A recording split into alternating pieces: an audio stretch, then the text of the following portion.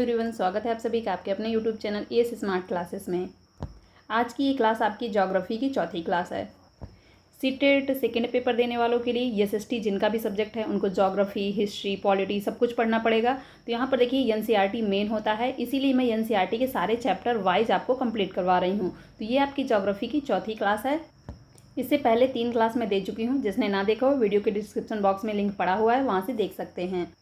Video start करने से पहले जो भी चैनल पर नए हो वीडियो को लाइक करके चैनल को सब्सक्राइब कर लें, साथ ही बेल आइकन को भी प्रेस कर लें ताकि ऐसे ही अपडेट आपको आगे भी मिलते रहे।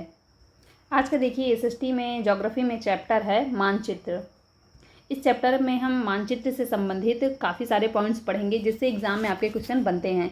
यहाँ पर जो भी मेन है मैंने उसको हाईलाइट भी कर रखा है। इसका पीडीएफ भी मैं अपने व्हाट्सएप टेलीग्राम ग्रुप में शेयर कर दूँगी, वहाँ से आप लोग इसको एक बार देख लीजिएगा, एक बार वीडियो देख लीजिए, एक बार वहाँ से देख लीजिएगा, आपका ये चैप्टर कंप्लीट हो जाएगा।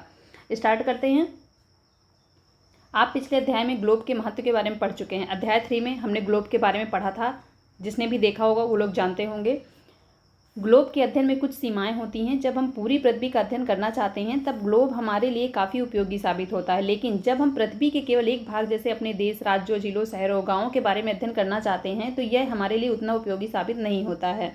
ऐसी स्थिति में हम मानचित्रों का उपयोग करते हैं। अब देखिए इसके पिछले वाले अध्याय में मतलब चैप्टर 3 जो था ग्लोब से संबंधित था, तो वहाँ पर हमने ग्लोब पढ़ा। यहाँ पर कह रहा है कि ग्लोब में हम पूरे देश का अध्ययन कर सकते हैं। मतलब जब हम पूरी पृथ्वी का अध्ययन करना चाहते हैं तो हम ग्लोब का उपयोग करते हैं। जब पृथ्वी के छोटे छोटे भागों का अध्ययन करना चाहते हैं तब किसका प्रयोग किया जाता है? मानचित्र का प्रयोग किया जाता है। आगे है देखिए इसी में, ऐसी स्थिति में हम मानचित्रों का उपयोग करते हैं। मानचित्र पृथ्वी की सतह या इसके एक भाग का पैमाने के माध्यम से चपटी सतह पर खींचा गया चित्र है, लेकिन एक गोलाकार सतह को पूरी तरह से चपटा करना असंभव है। मानचित्र में क्या होता है कि किसी भी चपटी सतह पर, मान लीजिए कोई पेज ही ले लेते हैं, चपटा सतह ही तो होता है, तो उसमें मानचित्र को आसानी से खींच सकते हैं। लेकिन यहाँ पर कह रहा है गोलाकार सतह, मतलब पृथ्वी आपकी गोलाकार है तो गोलाकार सतह को पूरी तरह चपटा करना असंभव होता है, जबकि मानचित्र के माध्यम से जो पृथ्वी के अनेक अन्य छोटे छोटे भाग हैं जो पृथ्वी के, उसको हम चपटी सतह पर आसानी से खींच सकते हैं और वहाँ से उसको समझ सकते हैं। आगे बढ़ेंगे। मानचित्र हमारी विभिन्न जरूरतों के लिए आवश्यक है। कुछ मानचित्र एक छोटे क्षेत्र को तथा कुछ तथ्यों को दर्शाते हैं। दूसरे मानचित्र में एक बड़ी किताब की तरह तथ्य हो सकते हैं। जब बहुत से मानचित्रों को एक साथ रख दिया जाता है तब एक एटलस बन जाता है। एटलस विभिन्न प्रकारों तथा अलग अलग पैमानों से खींची गई मापों पर आधारित होता है। मानचित्रों से एक ग्लोब की अपेक्षा हमें ज़्यादा जानकारी प्राप्त होती है। मानचित्र विभिन्न प्रकार के होते हैं, जिनमें से कुछ को नीचे वर्णित किया गया है। तो यहाँ पर देखिए नीचे मानचित्र के प्रकार भी दिखाए गए हैं। एटलस एक बुक भी आती है, उसमें कई सारे मानचित्रों का संकलन होता है, अलग अलग चीज़ें दिखाई जाती हैं, पर्वत, पठार, खनिज, सभी चीज़ों का अलग अलग उसमें वर्णन होता है।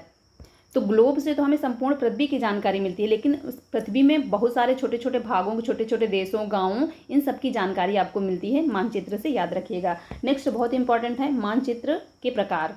जैसे पहला प्रकार है भौतिक मानचित्र। पृथ्वी की प्राकृतिक आकृतियों जैसे पर्वतों, पठारों, मैदानों, नदियों, महासागरों इत्यादि को दर्शाने वाले मानचित्रों को भौतिक या उच्चावच मानचित्र कहा जाता है। यहाँ पर देखिए इसको भी याद रखिएगा कि भौतिक मानचित्र के अंतर्गत क्या क्या आ जाते हैं? भौतिक चीज़ें जैसे पर्वत, पठार, मैदान, नदियाँ, महासागर इत्यादि, इनको जो दर्शाया जाता है जिसमें, वो हो जाता है आपका भौतिक मानचित्र। नेक्स्ट है देखिए राजनीतिक मानचित्र। राज्यों, नगरों, शहरों, गांवों और विश्व के विभिन्न देशों और राज्यों तथा उनकी सीमाओं को दर्शाने वाले मानचित्र को राजनीतिक मानचित्र कहा जाता है। ये आपको आसानी से देखिए आ जाएगा, भौतिक मानचित्र, राजनीतिक मानचित्र। भौतिक क्या हो गया? जो भौतिक चीज़ें, पर्वत, पठार, नदियाँ हो गई। राजनीतिक क्या हो गया? राज्य, नगर, देश, शहर, गाँव, ये हो जाते हैं राजनीतिक मानचित्र के अंतर्गत आ जाते हैं। नेक्स्ट देखेंगे थीमेटिक मानचित्र। ये है देखिए इंपॉर्टेंट। कुछ मानचित्र विशेष जानकारियाँ प्रदान करते हैं, जैसे सड़क का मानचित्र हो गया, वर्षा का मानचित्र हो गया, वन और उद्योगों आदि के वितरण दर्शाने वाले मानचित्र हो गए। तो इस प्रकार के मानचित्रों को किसके अंतर्गत रखा जाता है? थीमेटिक मानचित्र के अंतर्गत। तो इसको आप लोग याद रखिएगा। इन मानचित्रों में दी गई सूचनाओं के आधार पर उनका उचित नामकरण किया जाता है। मानचित्र के 3 घटक होते हैं: दूरी, दिशा, प्रतीक। मानचित्र में देखिए एक तो दूरी निर्धारित रहती है, एक दिशा और तीसरा प्रतीक। तो 3 घटक होते हैं, ये भी इंपॉर्टेंट है, इसको भी याद रखिएगा। नेक्स्ट देखिए दूरी देखते हैं। दूरी मानचित्र एक आरेखण होता है जो कि पूरे विश्व या उसके एक भाग को छोटा कर कागज के एक पन्ने पर दर्शाता है। या कह सकते हैं कि मानचित्र छोटे पैमाने पर खींचे जाते हैं, लेकिन इसे इतनी सावधानी से छोटा किया जाता है ताकि स्थानों के बीच की दूरी वास्तविक रहे। यह तभी संभव हो सकता है जब कागज पर एक छोटी दूरी स्थल की बड़ी दूरी को व्यक्त करती है।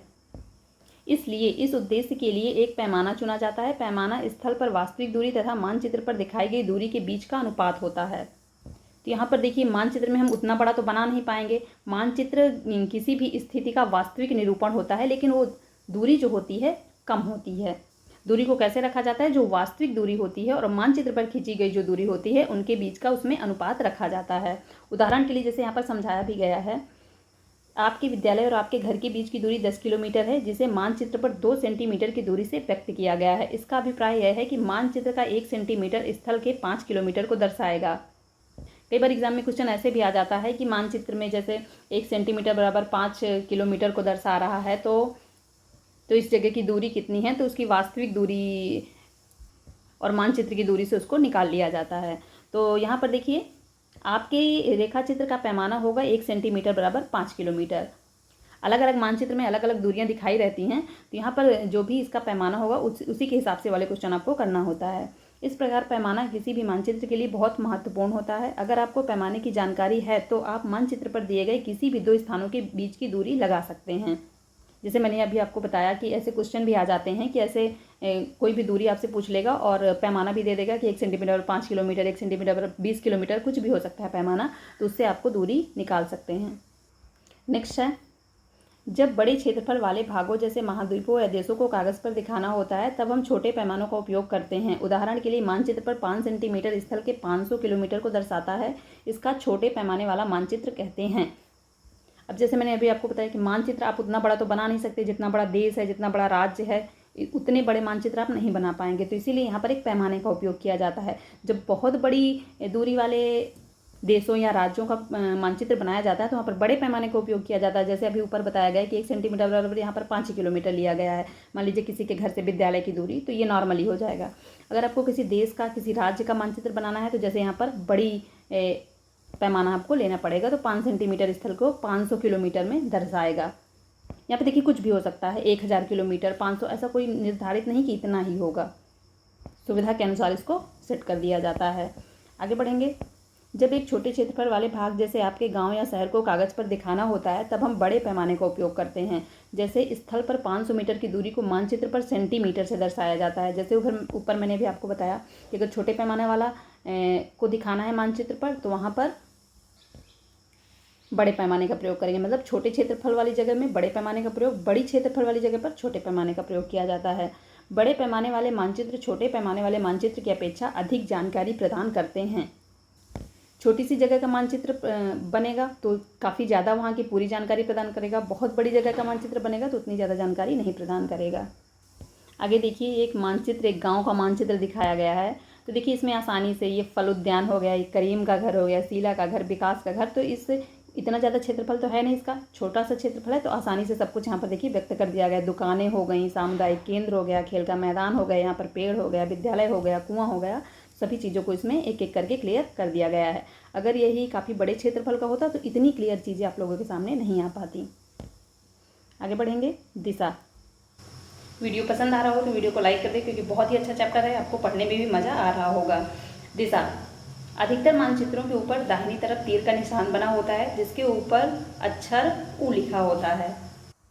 जैसे ये यहाँ पर दिखाया गया है, ये देखिए ऊपर की ओर ये उत्तर है, उ मतलब उत्तर, नीचे की ओर दक्षिण है, इधर साइड पूरब होता है और इधर आपका पश्चिम होता है।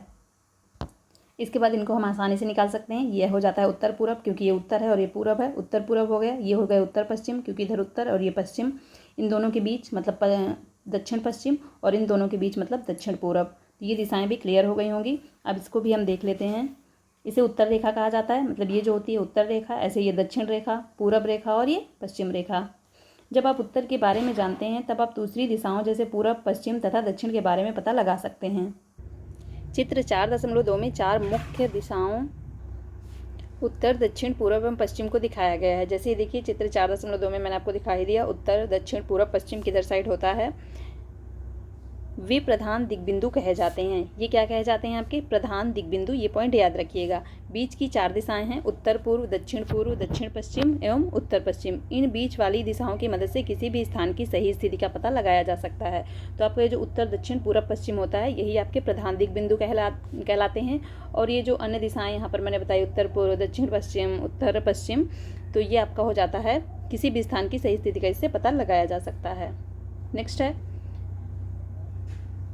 हम दिक् सूचक की सहायता से किसी स्थान की दिशा का पता लगा सकते हैं। यह एक यंत्र है जिसकी सहायता से मुख्य दिशाओं का पता लगाया जाता है। इसकी चुंबकीय सुई की दिशा हमेशा उत्तर दक्षिण की दिशा में होती है। अब यहाँ पर देखिए ऊपर ये दिक् सूचक बना हुआ है, देख लीजिए इसको।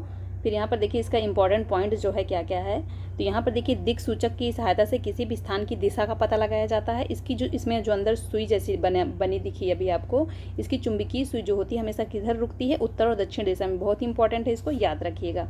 नेक्स्ट है प्रतीक। किसी भी मानचित्र का तीसरा मुख्य घटक है प्रतीक। किसी भी मानचित्र पर वास्तविक आकार एवं प्रकार में विभिन्न आकृतियां जैसे भवनों, सड़कों, पुलों, वृक्षों, रेल की पटरियों या कुएं को दिखाना संभव नहीं है। इसलिए वे निश्चित अक्षरों, छायाओं, रंगों, चित्रों तथा रेखाओं का उपयोग करके दर्शाए जाते हैं। ये प्रतीक कम स्थान में अधिक जानकारी प्रदान करते हैं। इन प्रतीकों के इस्तेमाल के द्वारा मानचित्र को आसानी से खींचा जा सकता है। इनका अध्ययन करना आसान होता है। अगर आप एक क्षेत्र की भाषा को नहीं जानते हैं तब आप किसी से दिशाओं के बारे में नहीं पूछ सकते। तब आप इन चिन्हों की सहायता से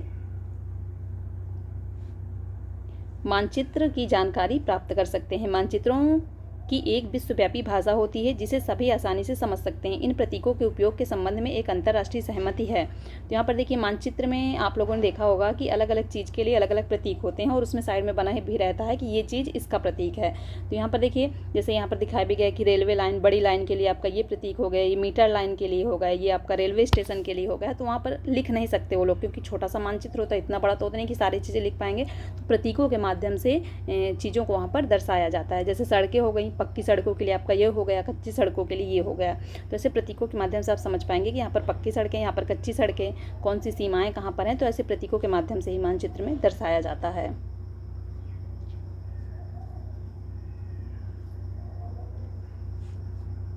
यहाँ पर देखिए एक पॉइंट ये भी है कि प्रतीकों के उपयोग के संबंध में एक अंतर्राष्ट्रीय सहमति बनी है। ये रूढ़ प्रतीक कहे जाते हैं। कुछ रूढ़ प्रतीक चित्र 4.3 में दर्शाए गए हैं। विभिन्न रंगों का उपयोग भी इसी उद्देश्य से किया जाता है। उदाहरण के लिए समांतर नीले रंग का इस्तेमाल जलाशयों के लिए किया जाता है, भूरा रंग पर्वतों के लिए, पीला रंग पठारों के लिए और हरा रंग मैदानों को दर्शाने के लिए। ये भी देखिए इंपॉर्टेंट है कि जलाशयों को मानचित्र में दर्शाने के लिए किस रंग का उपयोग किया जाता है? तो नीले रंग का। पर्वतों को दर्शाने के लिए भूरे रंग का, पीले रंग का उपयोग आपका किया जाता है पठारों के लिए और हरे रंग का मैदानों के लिए। हरे रंग वाला तो आपको आसानी से याद हो जाएगा। नेक्स्ट है देखिए रेखा चित्र। रेखा चित्र एक आरेखण है जो पैमाने पर आधारित न होकर याददाश्त और स्थानीय प्रेक्षण पर आधारित होता है। कभी कभी किसी क्षेत्र के एक कच्चे आरेखण की आवश्यकता वहाँ के एक स्थान को दूसरे स्थान के सापेक्ष दिखाने के लिए होती है। मान लीजिए कि आप अपने मित्र के घर जाना चाहते हैं लेकिन उसकी रास्ते की जानकारी नहीं है। आपका मित्र अपने घर के रास्ते को बताने के लिए एक कच्चा आरेखण बना सकता है। इस प्रकार कच्चे आरेखण को बिना पैमाने की सहायता से खींचा जाता है। इसे रेखा चित्र कहते हैं। तो रेखा चित्र समझ लीजिए वो होता है कि जैसे किसी जगह का आपको पैमाना बनाना है, किसी जगह का मानचित्र बनाना है, तो आप मोटा मोटा अपने दिमाग से कि पहले इधर जाओ, फिर इधर जाओ, फिर इधर जाओ, मोटा मोटा बना दें। मतलब उसमें कोई माप नहीं होती है, मोटा मोटा कच्चे तरह से उसमें आरेखण कर दिया जाता है। वही हो जाता है आपका रेखा चित्र। नेक्स्ट है देखिए खाका। एक छोटे क्षेत्र का बड़े पैमाने पर खींचा गया रेखा चित्र खाका कहा जाता है। किसी छोटे क्षेत्र का जब बड़े पैमाने पर रेखा चित्र खींचा जाएगा तो आपका क्या कहलाता है? खाका कहलाएगा। इंपॉर्टेंट है, याद रखिएगा, क्योंकि शब्द ऐसा है कि शब्द से आप समझ नहीं पाएंगे कि ये है क्या। जब आपके दिमाग में रहेगा तभी आप ये चीज़ आपको आएगी। एक बड़े पैमाने वाले मानचित्र से हमें बहुत सी जानकारियाँ प्राप्त होती हैं, लेकिन कुछ ऐसी चीज़ें होती हैं जिन्हें हम कभी कभी जानना चाहते हैं। जैसे किसी कमरे की लंबाई एवं चौड़ाई जिसे मानचित्र में नहीं दिखाया जा सकता। उस समय हम लोग बड़े पैमाने वाले एक रेखा चित्र खींच सकते हैं जिसको खाका कहा जाता है। तो ये भी देखिए आपका क्लियर हो गया। यहाँ से आपका ये चैप्टर कंप्लीट होता है। बहुत ही अच्छा चैप्टर था। वीडियो पसंद आया हो तो वीडियो को लाइक कर दें। जो भी चैनल पर नए हो चैनल को सब्सक्राइब कर लीजिए, साथ ही बेल आइकन को भी प्रेस कर लीजिए ताकि ऐसे ही वीडियो आपको आगे भी मिलते रहें। मिलते हैं नेक्स्ट वीडियो में। Thank you so much guys.